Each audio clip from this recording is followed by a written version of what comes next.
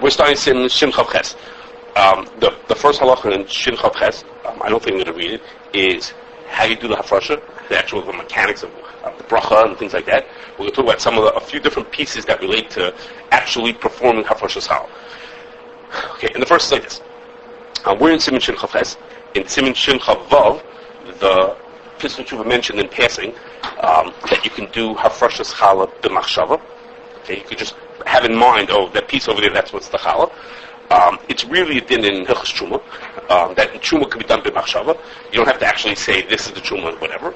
The Chazon assumes that it applies to lots of other things also. It's questioned exactly which things of Truma and Meiser and things like that it applies to. Kashrus is that it applies to all cases of Truma. And that such a din, it's a din that you'll have to do b'machshava. That said, there are two Acharonim that I know of who say that that's only the Midraisa. Midrabanan, you're not allowed to do b'machshava. Okay, one is Chuvin Rabbi Kiveger, written by his uncle. Okay, the Chuvah is written by his uncle, and the Chuvah says when we make when you do b'dikas chametz, we don't make a bracha. Livdagas chametz or al b'dikas chametz, whatever the bracha would be, we don't make that bracha. And the reason why we don't make that bracha is because anything that can be done believe doesn't get a bracha. That's a rule in Hilchos Brachos, that if you could do it believe, then, and since bittul you could do believe, therefore we don't make a bracha.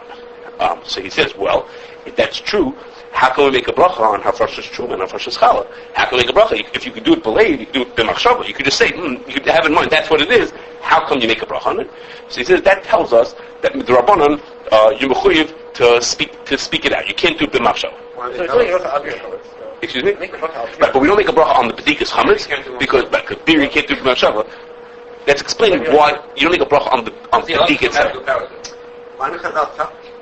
No, but how's the b'dika you can't do bracha either? Yeah. So b'dika is considered part of bittul. We're focusing on one part. The point was that there's this rule. What we learned from b'dikas chametz is a rule that things that are b'machshava don't have a bracha on them. Okay, why works it? Yes. Why does Chazal tell us? It's a really good question. It's a really good question. But I'm going to tell you, the next person who says it also is like, if it's true that you can't do machshava, how come it doesn't say it in any of the holy books? I mean, how come we don't know? No one knows about it. Truma or just B'chal? No, he doesn't have to. Yeah, anything. Truma also. Well, Challah is a version of Truma. Yeah. So it is. But isn't there bracha on Truma also? Exactly. So he says that's because midrabanan you're not allowed to do it b'machshava. You're mechuyev to speak it out. Okay, now the Chazon says the same thing also. The Chazon also says you can't do b'machshava midrabanan. He thinks it's Yerushalmi that says that. Okay, at least that's a start. At least it's Yerushalmi saying it. It still begs the question of how come nobody else knows about this thing? Like this is okay, but that's what they say. That you need to now. But the Chazon when he says it, he says you have a choice. You can either do it. You have to midrabanan. You have to either speak it out or do a physical action. You have to do a separation, okay? You have to do one or the other. So now, because of that, most people who are being mafresh challah never would come across this din. Okay? Even if we say there's such a din that you have to speak it out, most people don't have such a problem because they actually pull out a piece. It's usually pretty easy. You pull out the piece, and most people who are doing mafresh challah are pulling off a piece. Yeah. This works on Challah D'Oraisa as well? What do you mean it works? The machshava? Yeah. It works on Truma. It works on everything. Practical.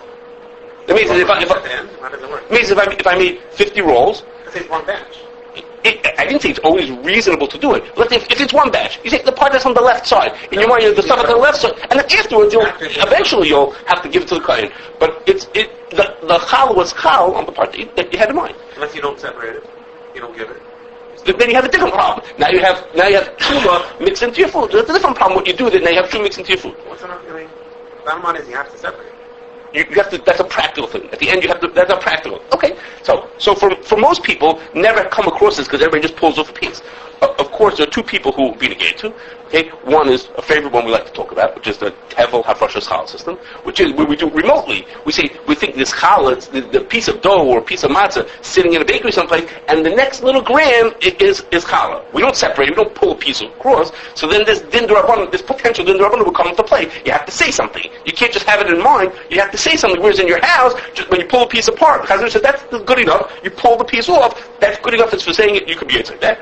And in other cases, I guess, if you be at someone's house, and you'd be embarrassed to do Hafrashas Truma Meister or Hafrashas Challah. Okay, and you go to someone's house, you don't know if they're Mafresh Challah or the Mafresh Truma, so you'd want to do the Hafrasha. So the rice is you could do a b'machshava. You could have in mind the carrot that's on the end of my plate. That's the Truma for all the other carrots that are there. You wouldn't have to speak anything. You wouldn't have to separate anything. And when you finish, you would just leave that one over. So you could, without trying to embarrass your host, you could what? Then what's going to happen to that carrot? That's a separate problem. So wait, no, when you're finished, you'll wrap it up. You just wrap up the garbage. You'll finish it. Okay, but right. So it's a. No, so if you made a bracha, then you'd be good also. The shayla is, okay, you're trying to do nothing. You're sitting in someone's house. You say, excuse me, do you guys see kosher? You're mafresh shuma. So you don't want to do that. So the person's just thinking, the peas of the carrot. The one on the left side, that's the one that's I'm being mafresh. What if you eat about it? So you have to keep in mind. But this you can do quietly. So that would come into play this din. You have to either do something just like push it across like that, or you'd have to say something about it. Okay. Now, what's a little more lamaisa for us? What's a little more lamaisa for us is a different question. Everybody agree that Hafrashah works? It's a din, yeah. It's a very rich din. I don't remember if it's in Gemara. It's in Ram Hilchos Trumas. I forgot where it is. Okay, it's in Hilchos Trumas. Challah as well. Yeah, as I mentioned, the Piscator says it in passing. It's the thing that brought in Hilchos Trumas. The Chazon Ish talks about which other things it applies to. Some things yes, and he talks about exactly which things it applies to, and Challah would be one that would apply to. So I told my wife when she takes the without a bracha, she takes a thing, she says Arizu Challah. Yes. That's wrong. You don't have to say Arizu Challah. Well, you may have to say that. We're probably not going to talk about that today. There may be a reason to say Harezu Truma separately. It's over here. People talk about it over here. I don't think we're going to talk about that. Yes, you should say it. You should say that. Yes. Okay. Saying the words? I thought if you separate you out of bracha, it's not enough. She takes a piece. You just take a piece and say nothing. Right. Take a piece of Arizu Challah. Right. Now, you don't have to do that. No. Well, you're not going to show. The Chazon Ish says even if you have to. Chazon Ish says no, it has to do with bracha. It has to do the Hafrashah has to have verbal. Right, because she's the Meister. That's correct. Okay, now. So she's saying that I am not wrong. For some reason. I think you're correct that you should say it. You should say it. Yes. Okay. I don't know why. Okay, now, one thing's like this. What's more lamaisa for most people is that what happens if a person wants to say he's going to verbalize that first. He's going to do that, but instead of saying a whole nusach, he wants to just say, I'm doing it according to the nusach. I don't remember the whole thing today. He said, I want to do it according to whatever it says on the paper. Okay, so for most people doing Hafrashas Truma, Hafrashas Challah, that doesn't make any sense. There's nothing to say. You say, this is, like you said, Harezu Challah, or Harezu Truma. There's not so much to say, so it's an easy thing to do. What it comes up as a shayla l'maisa for most people is on a Hafrashas Truma. On a Hafrashas Truma, there's a whole thing to say. I want the Truma to be over here, and the Maisa to be over here, and if it's a year of Maisa Rishon, the Maisa Shade, the whole thing to say. So that's the shayla talked about for people in Eretz Yisrael who have this long thing to say. But it's also negated to us for Hafrashas Truma. Again, for the Tevel system, okay, our nusach of Tevel, to be Mafresh Truma with the Tevel system is 81 words long. Did I say Tevel? You're saying Truma. Okay, so Hafrashas Challah. We say it's 81 words long, okay? And in one of the OU versions, it was 153 words long, okay? The nusach that you say to mafresh remotely. Why? What's the law? If you look at it, you'll see ours is 81 words long, and that's even without mentioning all the names of the companies. If you're the RC for 12 companies, you have to say, I'm doing it for company this and over here, and this company, you have all these things to say. So the shayla is, could the guy get away with just saying, I want it, whatever's on my paper on the desk, that's what I want to do Hafrashah, according to whatever's on my paper on my desk. Can we use that for Kelmole before a specialist? Okay. Yeah, there we go. Okay, so it's a question. So the Chazon Ish says it's not a problem. Okay, the Chazon Ish, you may know, the Chazon Ish is the one who says that you're allowed to do that. Okay, two of his writings are like this. The Ramah says, the Ramah says that if a person, like when you make a Tanai, you have to make, there are rules how you make Tanaim. You have to Tanai Kibnei Gorav Neguvei. If a person says, I'm making a Tanai, then I'm only selling you my car on the condition of whatever, and it should be like the Tanai that they go to Renewing. I'm not telling you all the details. Whatever it needs to accomplish, Ramah says that's good enough. You don't have to actually speak out the Tanai with the conditions of Tanai. You just have to say, and it should be those rules. Another thing is, if you have two Eidim coming to Bezdin, so each of the Eidim has to say their Eidos. So the first Eid, this is a Gemara, the first Eid can say his Eidos, and the second can say, I saw the same thing. I'm like him. Okay, that's good enough. Okay? The one says it by a very specific case, but that's the thing you're allowed to say. So even though the person didn't do his Haggadah's Eidos, he didn't say the Eidos he was supposed to, he just said, I'm like him, that was good enough. Okay? So, the Tzvi Pesach Frank argues, He says, in all those cases when the person is doing Hafrashah, saying something, his words don't have to accomplish anything. He's not trying to do anything. That all he's doing is he's making a gilu das. I'm saying is, I want to make a tonight with you. I'm only selling you my car on the condition that you wear a red shirt tomorrow. I want to have a gilu das, and I mean it according to the time they Reuven, and the same thing by the Eitis also. He says, but by Hafrashas Shuma, the person has to make a chalos, he has to create something, he has to change this from being tevel into chulin, tevel into truma, and therefore the person has to speak it out. Okay? So far, if we were holding it at this point, according to Tzvi Pesach, what you'd have to do is, you have to read the whole nusach, the whole 81 words. You might get away with saying, the companies like they're listed in my paper. Okay, maybe that's just a gilu das. Which companies do I want it to happen for? Maybe you could say, that list I have in my drawer of 10 companies, that's who it's for. Maybe you can get away from that. Is the same thing for Truma and for Challah? Yeah, same thing. They have the same rules. Okay, now, however, the truth is, I'm not convinced that that's true. I mean, Harchi does argue, and he says for Hafrashah Shum you can't do that, but I'm not convinced that he would really argue in Halacha L'Maisa. And the reason is as follows. He gets a kasha himself. He says, the Yerushalmi at the beginning of Nazir, okay, for all those who aren't up to Chazar yet, Yerushalmi Nazir, the beginning of Nazir says, if a person says, he said like this, if I say that I'm going to be bread, that means I'm going to be a Nazir. That's what the guy says. He set up a thing that says, if I say I will be bread, then I'm going to be a Nazir. If he ever says, I am bread, then he's a Nazir. Okay? So he can set up this code that when he says, I will be bread, he means I will be a Nazir, and that makes him into a Nazir. He says, so you see, you don't have to say the truth. You could just say, I'll be bread. I mean, I'll be bread doesn't mean I'll be a Nazir. But if you could set up a code that says, I'll be bread means I'll be a Nazir. So it sounds like you could do like the Kashrus said. He says, no, it's not right. He says, because over there, the person set up this thing to mean that. It's not something it's not a magical thing. It made an announcement in advance that said, when I say bread, I mean Nazir. So as long as, if I set up, it's like we developed a new word, I announce this word means the following. Okay, so whenever everyone knows in school, when I say the word frindle, I mean pencil, and so therefore, I set up a code word. So I said I'm going to mean, when I be bread, so I set it up, that's good enough. As opposed to if a guy just says, I'm doing it according to the nusach in my pocket, that doesn't mean anything. That's not clear enough. Okay, now, whether the answer is a good answer or not, we could talk about. But what it means for us is that, let's say the guy says, I want to be mafresh truma according to the nusach that it says in my siddur. Okay, in the printed siddur, I don't know if the American siddurim have it. I say, according to this and this siddur, I want to do according to that nusach. So now, all of a sudden, he's not saying something that's unknown. He's not saying something that's just a magical, unknown thing. He's connecting to something specific. Okay, let's say the person says, after the CRC put out a paper that says, this is how we want the Hafrashah to happen. And here's the 81 words you're supposed to read. So now when I'm referencing that thing, I'm referencing something specific. That's more like the person who said, I want to be bread, than the person who just said, according to the nusach in my pocket. He's referencing something that's well known. Okay? Or at a minimum, it could mean if the RC would go to his friend, hey, listen here. From now on, whenever I say, I want to be mafresh challah according to the nusach in my drawer, I mean the following, and read off the whole 81 words, then he just set up a code, just like the Gemara says in Nazir. So he could do that, at the minimum. Okay, even if you don't believe me that saying like, according to a printed nusach that's good enough, that's referencing something specific, at the minimum, one day he'd call his friend and say, listen here, Baruch, I need to read you this thing. Whenever I say I want to be mafresh according to the serious nusach, I mean is the following 81 words, and then it'll be good. Okay?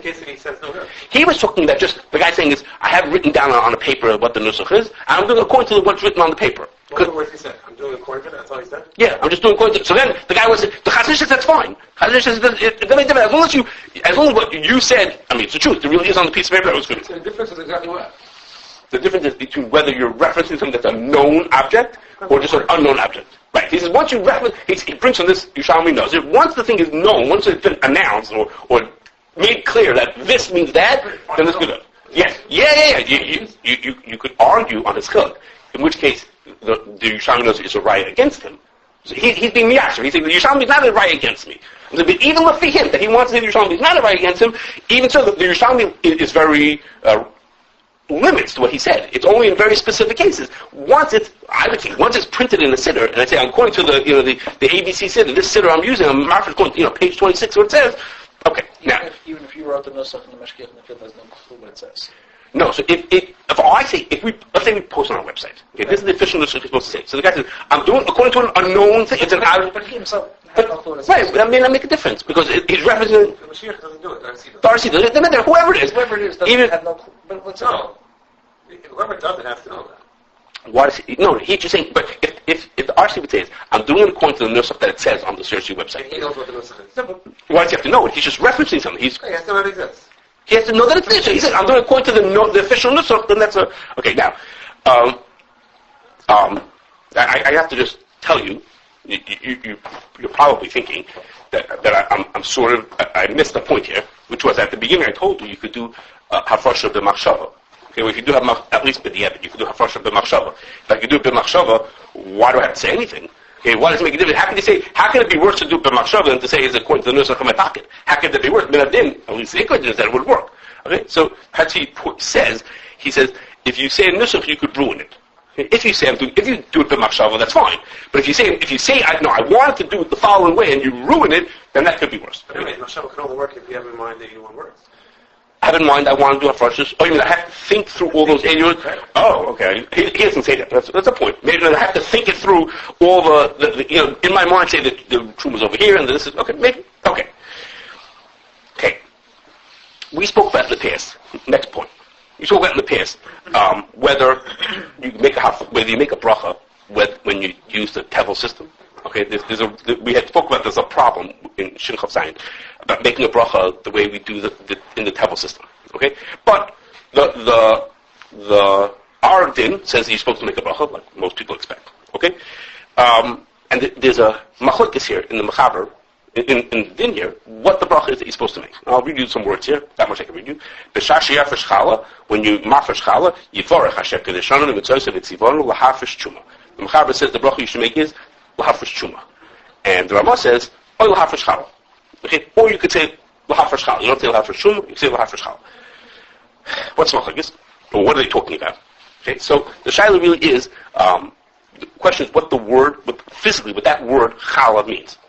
Challah does not mean the braided bread you eat on Shabbos. Okay, that's for sure. That one. I mean, that's colloquially what it means, but that's not what it really means. Okay, so where is the word Challah? So again, to us in the Torah telling us about the din of Hafrashas Challah, it says Reishis Arisesechem Challah Torimu Chuma Chuma Skarim Kate Torimu Isa. Okay, so it uses the word Challah in the pasuk there, and that's where the word comes from. That's where the word comes from. So what does that word mean? Reishis Arisesechem Challah Torimu Chuma. What does that word Challah in that pasuk mean? So there's something called the Siddur of Rashi, and Rashi over there says that the word Challah is an adjective. Okay? Challah is not a noun. Doesn't describe something. It's not a name of something. It's an adjective, and it describes something that's long and thin. Okay, or has a certain shape to it. So he says that for that reason, when the Torah is telling you Challah Torima Truma, when you do this Hafrashah, you should do it in a certain shape.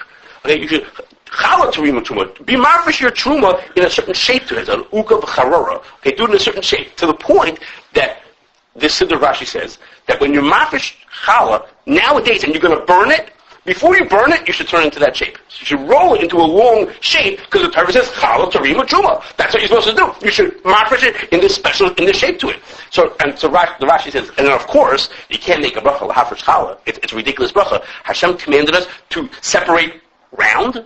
It's not a sentence. It doesn't mean anything. To separate, long. In English, we would change what he said, but it's not. We would say it's round things. Okay, that's a noun. Okay, but no. The word challah means like round, like a certain shape to it. Okay, and Rashi in Chumash says on the word challah in that pasuk. Rashi says tortil. Okay, I probably didn't pronounce that right. Okay, but that's how the Americans would pronounce it. Okay, tortil. Okay, what does tortil means? Tortilla. No, it doesn't mean tortilla. No, he wasn't Spanish. And it means it's a French word that means it's very similar to a word that we have now, tortel or tortu. Okay, I'm not pronouncing any of those right. Okay, which means and it also means a round loaf of bread. Okay, or there's another variation of that word in modern French, which means a certain crab. Okay, when you look at the crab, you see the crab's got lots of legs, but if you look at the middle of it, it looks like a big round center. The torso of the crab is round. That's why it has that name.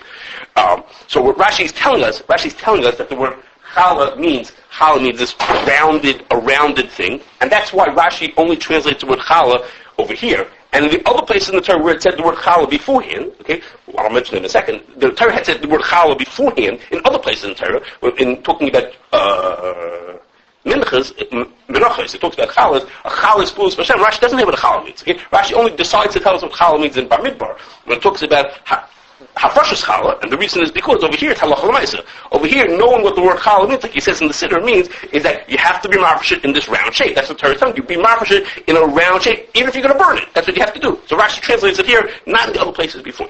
Okay? Not like a ball or like a cylinder. It wasn't clear to me. Because Rashi in Siddur makes it sound like it's like an elongated round thing, like more like oval shape. The Rashi in Chumash, the tortilla sounds more to me round, like literally round. You have to do it and shape it. Shape it. Rashi says in the Siddur, he says not only, of course, you can't make the bracha Hafrashah. Ridiculous. The word Hafrashah doesn't make any sense. To separate round doesn't make any sense. He says, but you actually must have to form it before you throw it into the oven. I didn't see him pass like that. I mean, again, because you don't roll it into that shape. The bracha we say Hafrashah. Well, I'm going to. That's what I'm talking about. Give me a second. That's what I'm looking at. Okay. The Beis Yosef brings such a shita. That's what the thing we're talking about. The Beis Yosef brings not Rashi. He doesn't mean Rashi. He brings a smag, who says also that if he said lahafresh you weren't yotzer. Okay. And the Beis Yosef says he was hifrez al hamida. Hifrez al midoizer. A little overdid it to say you're not yotzer. And he says, and that's what the Torah says. You can say either lahafresh shum or lahafresh chal. Okay. Either of them works. Okay. Now. Okay, and that's why the Ramah says, when the Mechaber said you say lahafresh shuma, the Ramah says, oh, lahafresh challah. Either of them is good, which is what the Torah said. Okay, not like what Rashi said. Okay, it's a little bit of a question because the Rambam says you should say lahafresh challah. Okay, that's the nusach. You're supposed to say lahafresh challah. So it's a little bit odd when here in the Beis Yosef said there isn't an advantage over saying lahafresh shuma. Right? That he said, no, this is hifrez al midoizer. You don't have to say you can't say lahafresh challah. So if both of them are equal, and the Rambam said you should lahafresh challah, it wasn't clear at first why the Mechaber says you should say lahafresh shuma. He doesn't say you have a choice. The Rambam said you have a choice. So the Gemara says the reason why the Mechaber says that way, again, not like the Rambam said, both Lashonis seemingly are equal, but the Gemara says is the way we use the word challah to mean the separation you do from dough when you have to give to a kohen, that's he calls lashon chachamim. That in Mishnah it's called Mishnah challah. That lashon chachamim to call that piece, it's called the happy hilchas challah. That lashon chachamim to call that challah.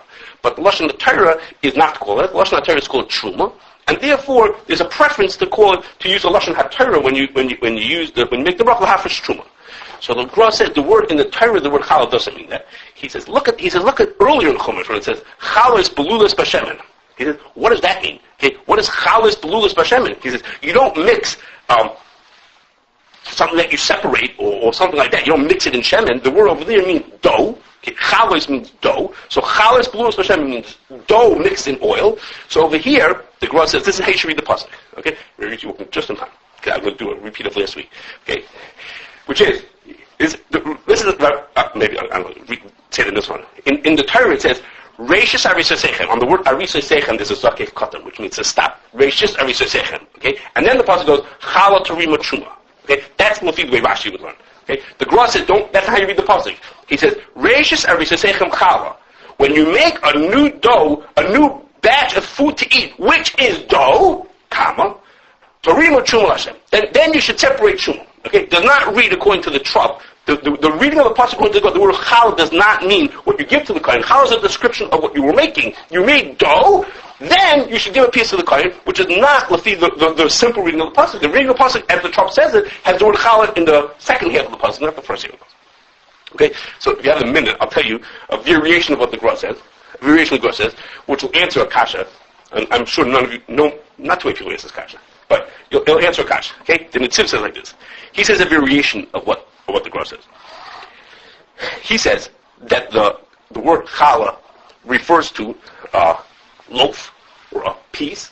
What I mean, and the way he reads the pasuk is like this: Reishis arisosechem. When you make the first of the batches that you're making, challah torima truma. Make sure you give the kohen one of the challahs. Okay, and it's a remez in the Torah that he's supposed to give the kohen a 24th or 48th. The shir challah that we had at the beginning is merumez in the word challah. The Torah doesn't say just give him something. That's in Truma. It says just give him something. Just give him Truma. Here it says challah tarima Truma. Give him a challah, meaning something that's of significance, a piece. Give him a loaf. Okay, and therefore, when the Torah says challah, it means is the cheshbon works out that if you made a batch of dough that was 2.5 pounds, well, so if that's what the shir challah is, a 2.5 pound, then the challah, then you broke it up. He says you would break up that piece into 24 pieces. Each one would be roughly the size of a cookie. Okay, that's what comes out of the cheshbon. The size of a cookie. So give the Torah is saying, according to Rashi, challah terim truma means give the kohen something round. Okay, shape it before you give it to him. And according to the Netziv, the Torah is saying is challah terim truma. Give him one of those challahs that you made, and that's a remez to the shear that you're supposed to give to the kohen. You just give him a 24th or a 48th. Okay, now. Where do you say that ratio? What? He makes a cheshbon that that's how much each piece would be, and when it's telling you give him a challah, it means give him one of those pieces. Like as if in our language, it's not the right shear. We say give him a bilkala, you give him a mini challah. Okay, now by us, the actual piece is much tinier. The piece is really like the size of a cookie. Okay, the 24th is like the size of a cookie, but that's what he says to me. Now, that's what the Netziv says, and according to the Netziv, the word challah reads, the word challah reads better into the pasuk. It's Reish Services Echem Challah Terim Truma. Give the kohen a challah, more like Rashi says, give him a piece. Okay, for me it answered a kasha, which was in Siman Shin Chaf Beis. What do I not say? In Shin Chaf Beis it says you have to mark the 24th. Remember that? Then way back then it said it didn't say that. Sorry. This is what the Torah says. This is what the Torah says in Shin Chaf Beis. It says when you this is what the Shulchan Aruch says in Shulchan Beis. He says, the ikar din is you give the kohen even a tiny bit. Midrabanan, you have to give a 24th or a 48th, and then he took to what we do halacha l'maaseh nowadays. Okay? So those all, they go with each other, they follow with each other. That's not what the Torah says. The Torah says, the din is, you can give even a mashu. That's the din. Midrabanan, there's another shear, but I'm not going to tell you that now. I'll tell you that at a different time. Okay? And then he goes off to talk about with 2 challahs and what you should do with that. Okay? And then in Shin Chav Ches, wakes up the Torah and says, oh, by the way, I forgot to tell you that the shear that you have to give to a kohen is a 24th. And then he says what the bracha is. Now, why did the Torah wait for all these simanim to tell us that the shear is a 24th? Where is he? In Shin Chav Beis, he said, the shear midrash, you give anything, but there's another shear, and I'm not telling you what it is. You'll find out later what that is. So why, of all places to plop it back in here, does he decide over here to tell us, and the next words are, and the bracha is like this. Why is he telling us that? Why doesn't he tell us back over there? So you could tell me answers.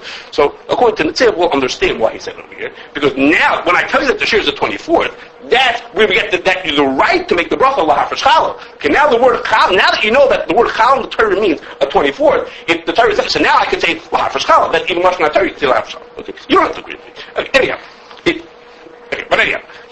is a question. When you open the Torah, it really strikes you, and after you open it, he says, you should give a 24, and you say, 24, I heard that a long time ago. And when you go back to Shin Chav Beis, you find out that the Torah didn't say it. Torah in Shin Chav Beis just said is, I'll tell you later.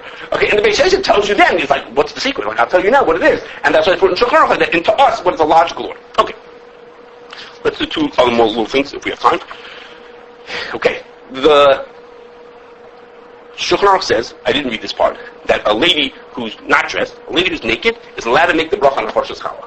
Okay? There's no problem of Libor Erev. If she sits down, it's a whole din in the din of Libor Erev. Okay? That's not important to us right now. That's beyond me why this lady be Hafrashah like that. Okay? It sounds like the craziest story. Anyhow, but what negated to us is that the Magen Avraham says in Hilchos Tzitzis, he says there's a rule that you have to make brachas and mitzvahs standing up. So you have to make bracha standing up. Why is this lady making her bracha sitting down? So he says the reason why she make the bracha sitting down is because there's be'etzim no mitzvah to be Hafrashah. Hafrashah is just a t'nai. In order to be able to eat the food, you have to be Hafrashah. If you want to eat, you have to be Hafrashah.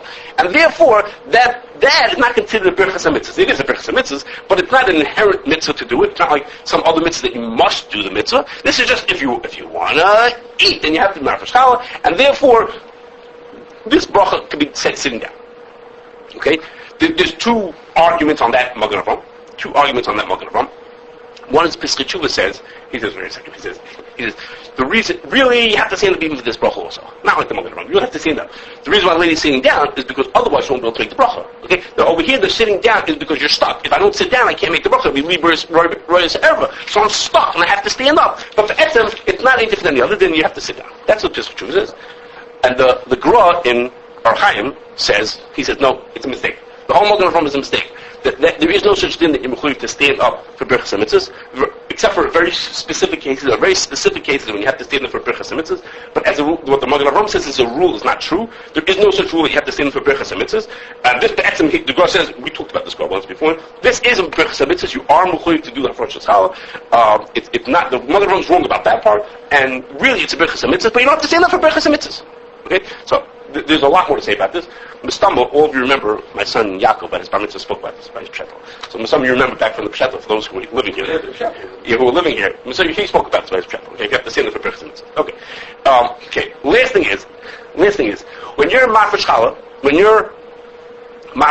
everybody understands, as people were mentioning beforehand, that when you do the Hafrashah, you have to know where the challah is, or when Hafrashah, where the piece is, because if you don't, you can eat it. Okay, there's a simple reason to know where the truma or the challah is, because if you don't make it obvious which is the piece, then you're going to end up eating it, which of course you're not allowed to do. Okay, that's an easy reason to understand why you have to do that. But let's say you don't care about that. Well, let's say you're going to do like in our home, we do a table system where we're never going to eat it. Eventually, the whole thing's going to be truma. We're going to. Well, you're a kohen. Okay, let's say if you're a kohen, so you don't care about. I don't think in that case. Let's say you're a kohen, you don't care where the truma is. So there's a second reason. There's a second din that tells you that you have to know where the truma is, not just because you won't by mistake eat it, and that's because it's in a Mishnah. And we paskin that a truma is not chal unless you're mitzay in the makom. Okay, you have to designate and make it obvious where the truma is. It's a din in shireh nikarim. We took that way back when.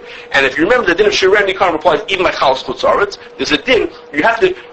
The point is to separate and show this is the truma and this is the chulun left over, and you have to do something. You have to separate them, not just so you don't by mistake eat it. That's like a technical reason. You have to separate so you don't eat it, but you're mechuyev to make it obvious. This is the truma, this is the not. It's part of that pressure. It's part of the mitzvah of Hafrashah to do it. Now, so you might think that requires you to be very, very specific as to where it is. And again, a question on our table system, we were not so specific on where it is. But the good news is, the Rambam says that when it says in that Mishnah, you're mechuyev to be mitzay in the place, okay, if you even make it clear which quadrant of the food it's in, that's good enough. Okay, you don't have to be so clear that it's exactly, measured 4 centimeters from this side and 2 centimeters from that side. You have to just give a rough idea. That's good enough. You get to this thing. And the male, which is why we say things like, I'm being mafresh a gram next to the gram I did yesterday. Okay, even though we're saying a gram next to what I did yesterday is not so exact of where the spot is, but it's good enough. Okay, the point is you don't have to be so. It doesn't. The being Matzayin doesn't mean that you moms have to measure it out, bring the surveyor down to tell us exactly where it is. And what we do is good enough.